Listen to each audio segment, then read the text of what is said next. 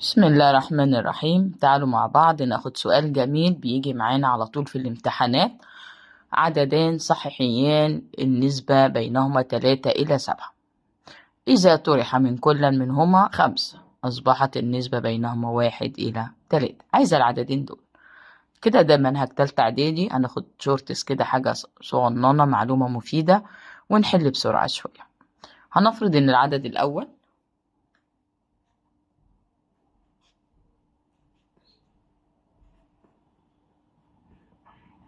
3 وأضيف معاه س.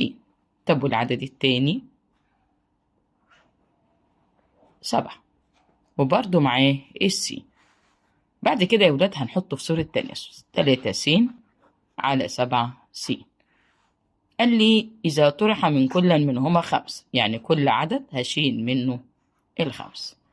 قال لي أصبحت النسبة بينهما 1 ل3. 1 نقدم النسبة والتلاتة تالي النسبة.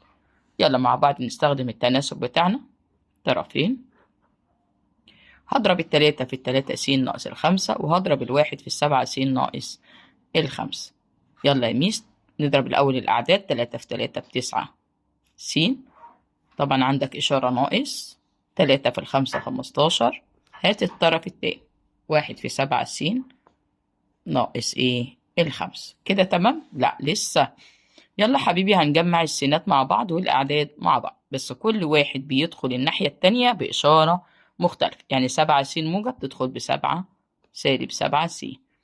خلي -5 زي ما هي حبيبي بتساوي، هاخد السالب 15 بس هتطلع بموجب 15.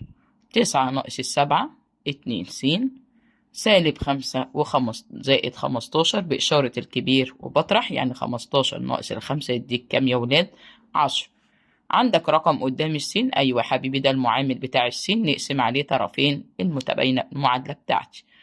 راحت مع بعضيها يتبقى لك السين بتساوي 5. خلصت يا ميس؟ لا يا حبيبي احنا ما جبناش لسه العدد الأول. هات العدد الأول بتاعك وهات العدد التاني، هو ده اللي هو عايزه. طب يا ميس انت جبت السين ب5، تمام، والعدد الأول كان 3 س. مفيش مشكلة، يبقى 3 في ال5 15. يبقى ال15 دي مين؟ العدد الأول. طيب وعندي 7 س، يبقى ال7 اضربها في ال5 اللي طلعت معايا يديك 35. وده كده العدد التاني. يلا مع بعض مع مسألة جديدة جميلة وخفيفة.